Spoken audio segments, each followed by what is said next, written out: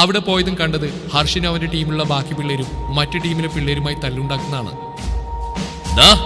നീ ആരാന്നാണ് നിന്റെ വിചാരം? മോനെ, ഹർഷൻ ഒരുത്തന്റെ മൂക്കിനെ ഇടിച്ചിട്ട് അവസാനമായി തത്തമ്മച്ചുണ്ട് പോലെയാക്കി. കൂടെയുള്ളവന്മാരും ഇതുതന്നെയായിരുന്നു പണി. മറു ടീമിലെ പിള്ളേരുടെ മൂക്കിന്റെയും ചുണ്ടിന്റെയും കാര്യത്തിൽ ഒരു തീരുമാനമായി. പിന്നെ എല്ലാവരും പോയി അവനെ പിടിച്ചു മാറ്റിയപ്പോഴാണ് അടി അവസാനിച്ചത്. നിനക്കെന്താ പ്രാന്താണോ? അവന്റെ നെറ്റിലെ മുറിവ് തുടച്ചുകൊണ്ടിരിക്കുന്നതിനിടയിൽ ഹരി ചോദിച്ചു. അതേടാ, എനിക്ക് പ്രാന്താ. ഇത്രമാത്രം ദേഷ്യപ്പെടാം എന്താണ് അവിടെ ഉണ്ടായേ? ഹർഷനൊന്നും പറയാതെ അവനെ കൂർപ്പിച്ചു നോക്കി. അതോടെ ചോദ്യം അവസാനിച്ചു. അല്ലെങ്കിൽ അങ്ങാടിയിൽ തോറ്റാൽ അമ്മയോട് എന്നല്ല പറയാം. ഹർഷൻ തോറ്റത് അവന് പോലും ഉൾക്കൊള്ളാൻ പറ്റിയില്ല.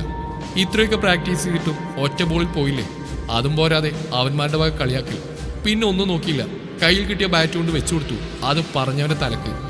അത് ചോദിക്കാൻ ചെന്ന ബാക്കിയുള്ളമാർക്കൊക്കെ ഒരു വിട്ടുവീഴ്ചയില്ലാതെ കിട്ടി എല്ലാവരുടെയും വക. എന്തായാലും മാച്ച് അടപടലം പൊട്ടിയതുകൊണ്ട് ഇനി സെമി ഫൈനലെന്ന് പറഞ്ഞ് ടെൻഷൻ അടിക്കേണ്ട കാര്യമില്ല. എന്നാലും ഹർഷനൊന്ന് കൂളാക്കാൻ വേണ്ടി അവരെല്ലാവരും അന്ന് വൈകുന്നേരം പബ്ബിലേക്ക് പോകാൻ തീരുമാനിച്ചു. ഇത് കേൾക്കേണ്ട താമസം തേജും വരണമെന്ന് വാശി പിടിച്ചു. അവളുടെ വാശിക്ക് മുന്നിൽ പിടിച്ചേക്കാൻ പറ്റില്ലെന്ന് മനസ്സിലാക്കിയതും അവന്മാരൊക്കെ കൂടി അവളെയും പൊക്കി നേരെ വിട്ടു പബ്ബിലേക്ക്. അവിടെ പോയതും അവന്മാരൊക്കെ പാട്ടിനൊപ്പം ചൂട് വെച്ച് ഡാൻസ് കളിക്കാൻ തുടങ്ങി. ഹർഷൻ മാത്രം അണ്ടിപോയ അണ്ണാനെ പോലെ എന്തൊക്കെയോ ആലോചിച്ചുകൊണ്ട് നിന്നു. അവനെ കണ്ടതും അവൾ ഡാൻസ് നിർത്തി അവൻ്റെ അടുത്തേക്ക് വന്നു. എന്താ ഹർഷേട്ടാ ഇങ്ങനെ നിൽക്കുന്നേ? വാ ഡാൻസ് കളിക്കാം.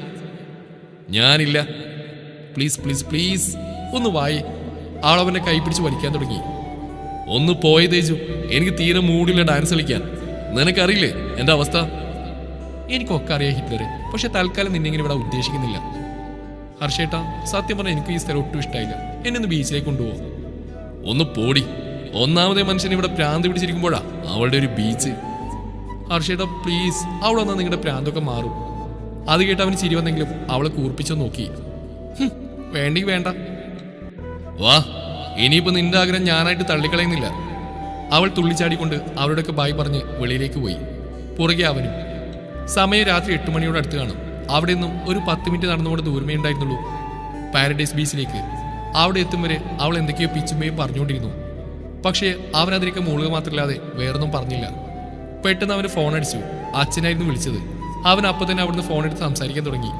തേജു അവൻ പുറകിലുണ്ടെന്ന ധൈര്യത്തിൽ സംസാരം നിർത്താൻ പോയിക്കൊണ്ടിരുന്നു. മാച്ചിൽ പൊട്ടിയ കാര്യം അവൻ അച്ഛനോട് സംസാരിച്ചു കഴിഞ്ഞ് നോക്കുമ്പോഴേക്കും സ്ഥലം ശൂന്യം. തേജുവിടെ? എടി തേജു! അവൻ അവൾ ഉറക്കി വിളിച്ചു. പക്ഷേ ഒരു പ്രതികരണവും കിട്ടിയില്ല. തേജു എവിടെയാ നീ? തമാശ കളിക്കല്ലോ. അവൻ ചുറ്റും നോക്കിക്കൊണ്ട് പറഞ്ഞു. എന്നിട്ടും അവളെവിടെയും കണ്ടില്ല. ദൈവമേ, ഈ പൊട്ടിപ്പിണ്ണ് എവിടെ പോയി? പരിചയമില്ലാത്ത സ്ഥലം വേറെ. അവൻ പേടിച്ച് വിയർക്കാൻ തുടങ്ങി. കുറെ ദൂരം വഴിയിൽ കണ്ടവരോടൊക്കെ അന്വേഷിച്ചുകൊണ്ട് നടന്നു. ഓരോരുത്തർ കാണുമ്പോഴും അവൻ പ്രതീക്ഷയോട് ചോദിക്കാൻ തുടങ്ങി. പക്ഷേ ആരും അറിയുമെന്നൊരു വാക്കുപോലും പറഞ്ഞില്ല. കുറെ ദൂരം നടന്നപ്പോൾ കണ്ടു കടലിൽ വിൽക്കാൻ വരുന്നൊരു മുത്തശ്ശനോട് സംസാരിച്ച് നിൽക്കുന്ന തേജുവിനെ. അവളെ കണ്ടപ്പോഴാണ് അവനൊന്ന് ശ്വാസം വീണത്. കുറച്ചു നേരം കൊണ്ട് അവനെ പ്രാന്തി പിടിപ്പിച്ച് അവളെ തൂക്കിയെടുത്ത് കടലിൽ എറിയാനാണ് തോന്നിയത്. അവൻ ഉറഞ്ഞു തുള്ളിക്കൊണ്ട് അവളുടെ അടുത്തേക്ക് പോയി. ഡി എവിടെ ആയിരുന്നടി ഇത്ര നേരം? എന്നോടാണ് ചോദിക്കുന്നത്. നിങ്ങൾ പുറകെ ഉണ്ടെന്ന് കരുതിയല്ലേ ഞാൻ മുന്നോട്ട് നടന്ന്? അപ്പോഴാണ് അവന് പറ്റിയ തെറ്റ് മനസ്സിലായത്. ഞാനിവിടെ ഒറ്റയ്ക്ക് നിൽക്കുന്ന കണ്ടപ്പോൾ ദാ ഈ മുത്തശ്ശനെ എനിക്ക് കമ്പനി തന്ന്. ഹർഷൻ അയാളെ നോക്കി ചിരിച്ചു. അപ്പൊ ശരി മുത്തണ്ണ, ബായ്. അവൾ അയാളോട് ബായ് പറഞ്ഞ് അവന്റെ കൂടെ നടന്നു. അതെ, ഇങ്ങനെ നടന്ന് നമ്മൾ അങ്ങ് ദുബായ് വരെ എത്തും, അവൾ കപട ദേഷ്യം കാണിച്ച് പറഞ്ഞു. അത് കേട്ടതും അവൾ അധികം നനവൊന്നുമില്ലാത്ത ഭാഗത്ത് പോയിരുന്നു. അവളും അവന്റെ അടുത്തായിരുന്നു. അല്ല ഹർഷേട്ടാ, എന്തിനാ പാതി വഴി സ്റ്റെക്കായേ? അച്ഛൻ വിളിച്ചതാ. അവൻ കടലിൽ നിന്ന് കണ്ണെടുക്കാൻ പറഞ്ഞു. ആ, ഞാൻ അല്ലെങ്കിലും ചോദിക്കണമെന്ന് വിചാരിച്ച. ഹർഷേട്ടന് വീട്ടിൽ ആരൊക്കെയുണ്ട്? ഞാനും അച്ഛനും അമ്മയും. ഓ, അപ്പൊ ഒറ്റ മോനാണോ? വെറുതെ അല്ല ഇത്ര അഹങ്കാരം. കൊഞ്ചിച്ച് വഷളാക്കിയതിന്റെ കുരുത്തക്കേട് മുഴുവൻ കയ്യിലുണ്ട്. പിന്നെ കുറച്ചു നേരത്തേക്ക് അവനൊന്നും മിണ്ടിയില്ല. അവൻ അവന്റെ ഓവർകോട്ട് അഴിച്ച് കൈ രണ്ടും മടക്കി തലയുടെ പിറകിലാക്കി വെച്ച് മലർന്നു കിടന്ന് കണ്ണടച്ചു. അത് കണ്ടതും തേജുവും അതുപോലെ അവന്റെ അടുത്ത് കിടന്നു. എന്തിനാ ഹർഷേട്ടാ വെറുതെ ആ കാര്യം തന്നെ ആലോചിച്ചെടുക്കുന്നത്?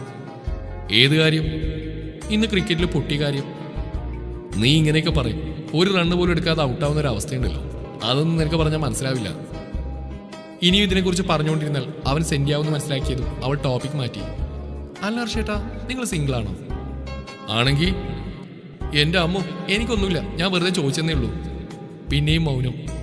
ഷോ, ഇയാൾ ഇങ്ങനെ വിട്ടാൽ പറ്റില്ലല്ലോ. ആ, കുറച്ച് ചൊറിഞ്ഞു വിടാം. ഷോ, എന്തായിരുന്നു ഇന്നലെ ഇന്ദ്രേട്ടന്റെ റൊമാൻസ്? പ്രേമിക്കുകയാണെങ്കിൽ അതുപോലെയുള്ള ആളെ പ്രേമിക്കണം. ഇന്ദ്രന്റെ പേര് കേട്ടതും അവന് ദേഷ്യം വന്നു. അതെന്താ അങ്ങനെ? ഓഹ്, എന്തൊരു റൊമാൻറ്റിക് ഇന്ദ്രേട്ടൻ. താനും ശരിക്കും ലക്കിയ. പ്രപ്പോസ് ചെയ്യുകയാണെങ്കിൽ ഇതുപോലെ ചെയ്യണം. എനിക്ക് ഇതുപോലൊക്കെ കിട്ടിയിരുന്നെങ്കിൽ കുറെ ആഗ്രഹങ്ങളൊക്കെ ഉണ്ട്. അതൊക്കെ നടക്കുവാവോ? അവൾ ഇടം കണ്ടിട്ട് അവൻ നോക്കിക്കൊണ്ട് പറഞ്ഞു. അവൻ അപ്പോഴും കണ്ണടച്ച് കിടക്കിയായിരുന്നു. അല്ല, എന്താ നിന്റെ ആഗ്രഹം? അവൻ കിടന്ന കിടപ്പിൽ തന്നെ ചോദിച്ചു. പ്രപ്പോസ് ചെയ്യുകയാണെങ്കിൽ ഈ ലോകം മുഴുവൻ കാണുന്ന പോലെ ചെയ്യണം. എന്തിനാ ചിരിക്കുന്നേ? പിന്നെ ചിരിക്കാതെ. നടക്കാത്ത കുറെ ആഗ്രഹങ്ങൾ. നിന്നെ ആദ്യം കണ്ടപ്പോൾ നല്ല ബോൾഡായിട്ടുള്ള പെൺകുട്ടിയാണെന്നല്ലേ ഞാൻ കരുതിയത്. പക്ഷെ ഇപ്പോഴാണ് മനസ്സിലായത്, ചുമ്മാ വാചകം മാത്രമേ ഉള്ളൂ, തനക്കകത്ത് ഒന്നുമില്ലെന്നുള്ള കാര്യം. ഇത് കേട്ടതും തേജുവിന് ശരിക്കും ദേഷ്യം വന്നു. നല്ല മൂഡിലിരുന്ന് സംസാരിച്ച എല്ലാം നശിപ്പിച്ചു. കുറെ നേരം കഴിഞ്ഞു അവളുടെ ഭാഗത്തുനിന്ന് ഒരു പ്രതികരണം ഇല്ലെന്ന് കണ്ടതും അവൻ കണ്ണൂർ നോക്കി. അവനെ തന്നെ നോക്കി മുട്ടുത്തിരിക്കുന്ന തേജുവിനെ കണ്ടതും അവൻ പുരികം പൊക്കി എന്താ ചോദിച്ചു.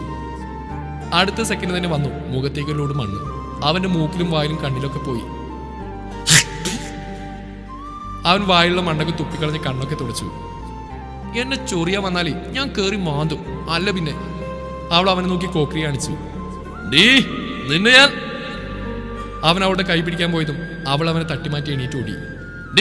നിക്കടി. അവൻ എണീറ്റ് അവളുടെ പിന്നാലെ ഓടി. പോടാ ഹിറ്റ്ലറെ. രണ്ടുപേരും കൂടി ആ ബീച്ചിലൂടെ ഓടാൻ തുടങ്ങി. എന്നാൽ അവൻ അവളെ പിടിക്കാൻ അത്ര നേരം വേണ്ടി വന്നില്ല.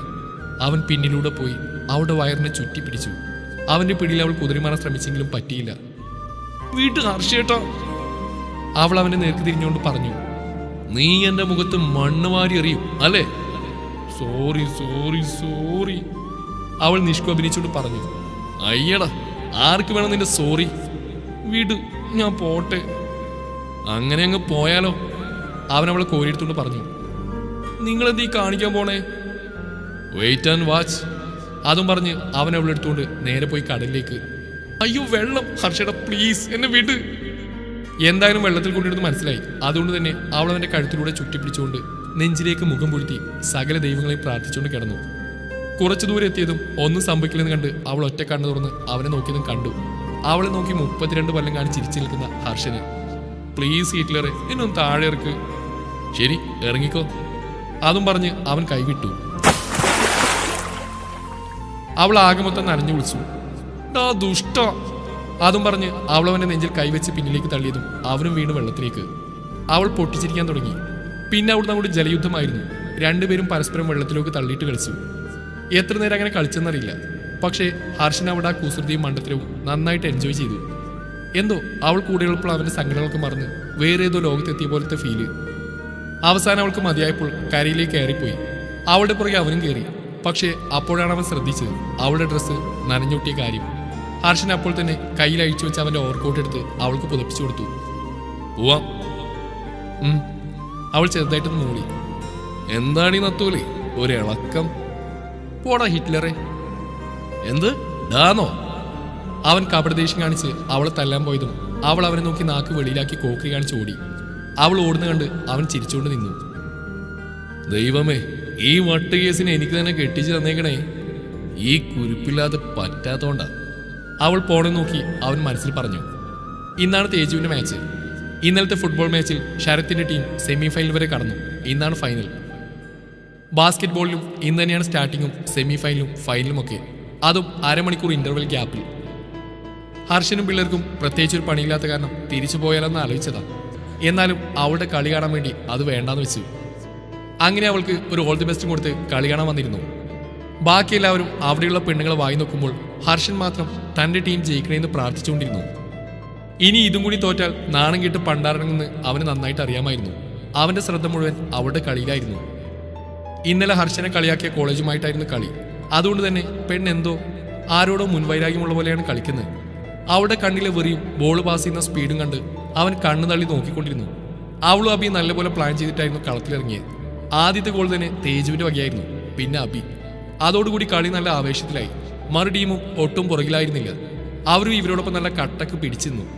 എല്ലാവരും അവളുടെ അബിയുടെയും പേര് മാറി മാറി വിളിച്ച് പ്രോത്സാഹിപ്പിച്ചുകൊണ്ടിരുന്നു. അതും കൂടി ആയപ്പോൾ അവൾക്ക് വാശിയേറി. ഇവരെത്രത്തോളം ഗോൾ അടിക്കുന്നു അത്രത്തോളം അവരും അടിക്കാൻ തുടങ്ങി. സത്യം പറഞ്ഞാൽ നല്ല ടഫ് ഫൈറ്റ് എന്ന് വേണം പറയാൻ.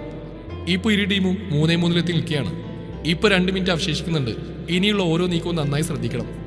തേജു ബോൾ കയ്യിൽ കിട്ടിയത് ബാസ്കറ്റിലേക്ക് എറിഞ്ഞെങ്കിലും അതിൽ വീണില്ല. അതെല്ലാവരിലും ഭയങ്കര നിരാശ ഉണർത്തി.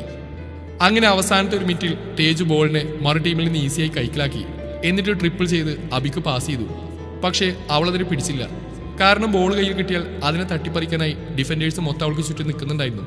അതുകൊണ്ട് തന്നെ ആ ബോൾ അവൾക്ക് നേരെ വരലും അവൾ അതിനെ തട്ടിത്തെറിപ്പിക്കൽ ഒപ്പമായിരുന്നു. അത് കാണികളിൽ ആവേശമുയർത്തി. എല്ലാവരും എണീറ്റ് നിന്നു. പകുതി പേരും തലയിൽ കൈവച്ചുകൊണ്ടാണ് നിൽക്കുന്നത്. ഹർഷൻ പോലും ടെൻഷൻ അടിച്ച് ഇപ്പോൾ അറ്റാക്ക് വരുന്ന അവസ്ഥയിലായി. എല്ലാവരും ആ ബോൾ പോകുന്ന ഭാഗത്തേക്ക് നോക്കിയെന്നു. അത് നേരെ പോയി ആ ബാസ്കറ്റിൽ തന്നെ കറക്റ്റായി വീണു. പിന്നെ അവിടെ മൊത്തം വിസിലടിയും കരഘോഷവുമായിരുന്നു. തേജ് ഓടിപ്പോയി അഭിയെ കെട്ടിപ്പിടിച്ചു. അത് കണ്ടതും അവരുടെ ടീമിൽ എല്ലാവരും ഒന്നിച്ചുകൂടി കെട്ടിപ്പിടിച്ചു.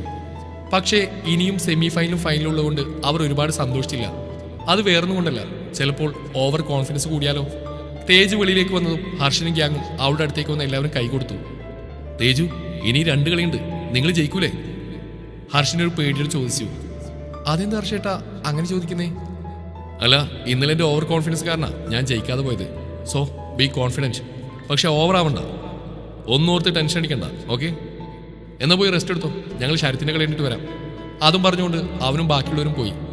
അവൻ പോണെന്ന് നോക്കി അവൾ ഒരാരാധനയോട് നിന്നു. ഇന്ന് രാവിലെ തന്നെ വിക്കിയെയും മെൽവിനെയും അസൈൻമെന്റ് ചെയ്യാതെ വന്നതിന് ഓർഗാനിക് കെമിസ്ട്രി എടുക്കുന്ന വേണു സാറ് ഗെറ്റ് ഔട്ട് അടിച്ചുകൊണ്ട് 2 കൂടി നേരെ ലൈബ്രറിയിലേക്ക് വിട്ടു. ഇപ്പൊ നിങ്ങൾ കരുതും സാധാരണ ക്യാൻറ്റീനിലേക്കാണല്ലോ പോവേണ്ടത്, പിന്നെന്തിനാ ഇവറ്റുകൾ ലൈബ്രറിയിലേക്ക് പോകുന്നതെന്ന്. അത് പഠിക്കാനൊന്നല്ല കേട്ടോ, അവിടെ പോയാൽ ശാന്തമായിട്ട് വായി നോക്കാലെന്ന് കരുതിയാ. അല്ലാതെ ഇവർ പഠിച്ചെന്നാന്നുള്ള വിചാരമൊന്നും നിങ്ങൾക്ക് വെറുതെ വേണ്ട കേട്ടോ. വെറുതെ ഇരുന്ന് അവിടെയുള്ള സ്റ്റാഫിന്റെ വായിന്ന് കേൾക്കേണ്ടെന്ന് കരുതി അവർ കൈ കിട്ടിയ ബുക്ക് എടുത്ത് തുറന്നു വെച്ച് 2 കൂടി അവിടെയുള്ളവരൊക്കെ നല്ല അന്തസ്സായി വായി നോക്കിക്കൊണ്ടിരുന്നു.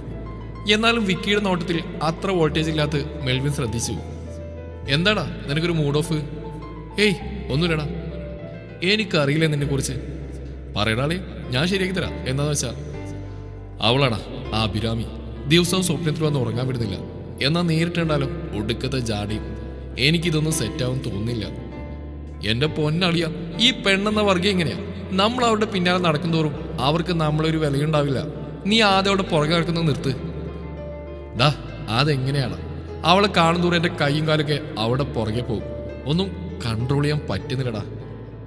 നിനക്ക് അവളെ വേണമെന്നുണ്ടെങ്കിൽ ഇനി അതൊക്കെ കൺട്രോൾ ചെയ്യണം. നീ അവളെ മൈൻഡ് ചെയ്യുന്നില്ലെങ്കിൽ അവൾ ഓട്ടോമാറ്റിക്കലി നിന്റെ പുറകെ വരും. ഓട്ടോമാറ്റിക്കലി വരാൻ അവളെന്താ റോബോട്ടോ? ഒന്ന് പോടാ, അവൻ്റെ ഒരു ഊള ഐഡിയ. ദാ അളിയ, ഞാൻ പറയുന്ന കേൾക്ക്, ഈ ഐഡിയ ഉറപ്പായിട്ടും വർക്കൗട്ടാവും. ഒന്ന് പോടാ, മനുഷ്യനെ വെറുപ്പിക്കാതെ. വേണ്ടെങ്കിൽ വേണ്ട, അല്ലെങ്കിലും പ്രേമിക്കാൻ തന്നാ ഇതാ പ്രശ്നം. എന്നെ കണ്ടുപിടിക്കുക, ഞാൻ കണ്ടോ എത്ര ഹാപ്പി ആയിട്ട് ഇരിക്കുന്നെന്ന്. നിന്നെ പോലെ ഉറക്കം കളയേണ്ട ആവശ്യം എനിക്കില്ല. സിംഗിളായിരുന്നുള്ള ഗുണം. പറഞ്ഞോടാ പറഞ്ഞോ, നീ ഇതും പറയത്തില്ല അപ്പുറം പറയും. നിനക്കൊരിക്കൽ എന്നെ പോലെ ഇരിക്കേണ്ടി വരും. ആ പറയും നിനക്ക്. അതൊന്നും ഒരിക്കലും വരില്ല മോനെ. അതും പറഞ്ഞ് അവൻ ബുക്ക് മറിച്ച് നോക്കിയപ്പോഴാണ് കണ്ടത് അത് കുക്കിംഗ് മാഗസിൻ ആണെന്നുള്ള കാര്യം. അയ്യേ, ഇത്ര നേരം ഞാൻ പാചകം ഉണ്ടാക്കുന്ന ബുക്കിനെയും മറിച്ചുകൊണ്ടാണ് ഇരുന്ന്. അവനത് മാറ്റിയെടുക്കാൻ വേണ്ടി പോയതും മുകളിലെ ഷെൽഫിൽ നിന്നും ബുക്ക് എടുക്കാൻ പാടുപെടുന്ന ഒരു പെൺകുട്ടിയെ കണ്ടു. അവൻ നേരെ അവളുടെ അടുത്തേക്ക് പോയി. ഏത് ബുക്കാ വേണ്ടത്? അവന്റെ ശബ്ദം കേട്ടതും അവൾ പെട്ടെന്ന് തിരിഞ്ഞു നോക്കി. Structural bio chemistry. അവൻ അപ്പോൾ തന്നെ ആ ബുക്ക് എടുത്തു കൊടുത്തു. നമ്മുടെ മെൽവി നല്ല ഹൈറ്റ് ഉള്ളതുകൊണ്ട് തന്നെ എടുക്കാൻ പ്രത്യേകിച്ച് പ്രയാസമൊന്നും ഉണ്ടായില്ല. താങ്ക്സ്, അവളൊരു ചെറു ചിരിയോടെ പറഞ്ഞു. ബയോടെക് ആണോ? അവൻ ആ ബുക്ക് കണ്ടും ചോദിച്ചു. ഏതാ ഡിവിഷൻ? Thank you. അതും പറഞ്ഞുകൊണ്ട് അവൾ ആ ബുക്ക് വായിച്ചു പോയി. തുടരും.